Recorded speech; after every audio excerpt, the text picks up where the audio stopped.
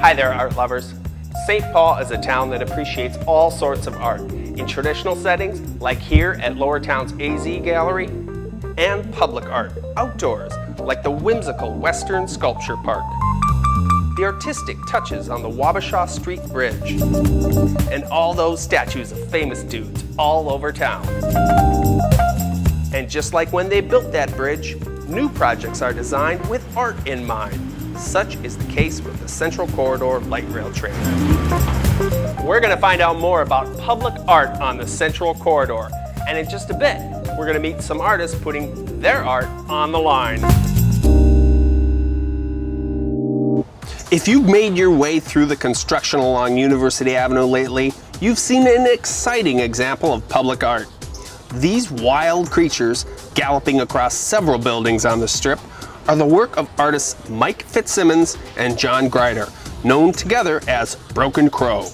The work is called the Bigger Picture Project, and combined, these stenciled murals make up one cohesive image. Pretty cool.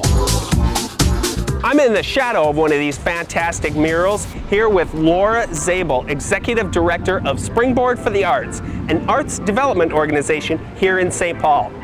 Laura, tell me about Springboard for the Arts. Sure. Springboard is an economic and community development organization, and the unique part about it is that it is run by artists and for artists. So our programs are designed to help artists make a living and a life, and also to help them provide really practical, useful things to their community. What is Irrigate, and why did you get involved with art along the Central Corridor? Sure. Irrigate is a partnership between Springboard for the Arts and the City of St. Paul and Twin Cities Local Initiative Support Corporation, which is a community development support agency. And those three organizations together created this program called Irrigate. The goal of Irrigate is to take this time when there is this big infrastructure development in the City of St. Paul and to use that as a time to really build relationships between artists and the communities in the neighborhoods along the Central Corridor. And so I think the projects are designed to be a reflection of the creativity that lives in these communities. What are some of the other art happenings along the Central Corridor? Right near the Minneapolis border on University, there is a great new pop-up gallery, pop-up shop that's in partnership with Starling Projects, which is looking at vacant retail space and helping artists and other people use that space to either try out business ideas or do temporary installations. There's a beautiful stained glass installation near University in Raymond in the Creative Enterprise Zone done by Steve Bougie and Richard Fuller, two local artists. So over at the Rondo Library, there's a great project by an artist named Amy Unger who took photographs all along the Central Corridor of different letters and made an alphabet based on signage along the Central Corridor. And there's a beautiful installation in the window of the library, but the really cool thing is that you can bring your kids to the library and they can check out an alphabet game. It's important to remember that the Central Corridor stretches all the way into downtown St. Paul too. A project that will be going in very soon is a really beautiful mural at Senior Wong's restaurant that's going to be on the outdoor patio. I think will really provide a lot of vibrancy to that corner and really attract people to that really wonderful business. Thanks, Laura. Thank you so much. It's my pleasure. I'm going to go head out and learn more about this other mural.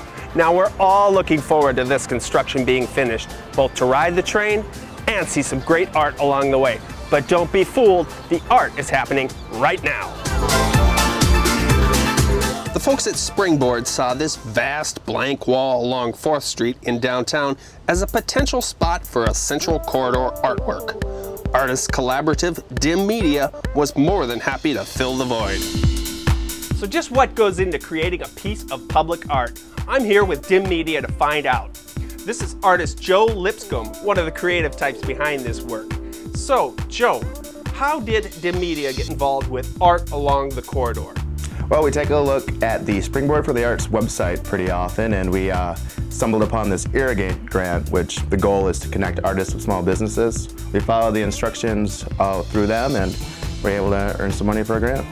So, Joe, tell me about the group's inspiration for the piece. Well, it's a collaboration with a local business. So our collaborator was the Bobby and Son from Senior Wong's, and they were leaning towards creating like a Japanese garden. So we did some forest research, tried to hit up the Como Zoo for their bonsai exhibit, I've been driving to Red Wing pretty often, so taking a look at that area. And yeah, just looking at different old Japanese art that has Japanese gardens in it, textures and simplicity.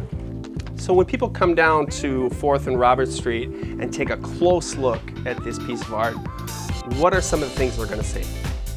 Because it's a collaboration, there's going to be a couple of different styles and a couple of like big themes. So I think the piece as a whole is going to be pretty tight, but if you start looking at the details, you're going to start seeing different kinds of brush strokes, some stenciling techniques, and yeah, just different ways of doing things. Like one rock is going to look a little bit different than a rock in a different painting.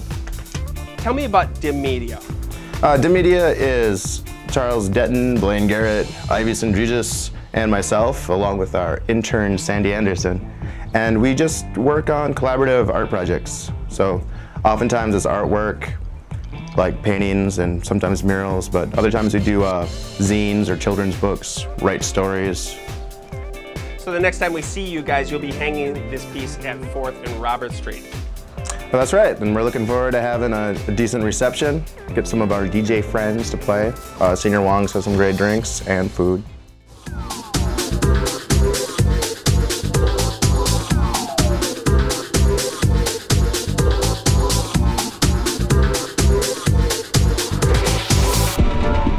So there you have it, art along the Green Line and the creation of a custom Central Corridor artwork. For more information on creative placemaking, including an interactive map of art all along the Central Corridor, go to irrigatearts.org.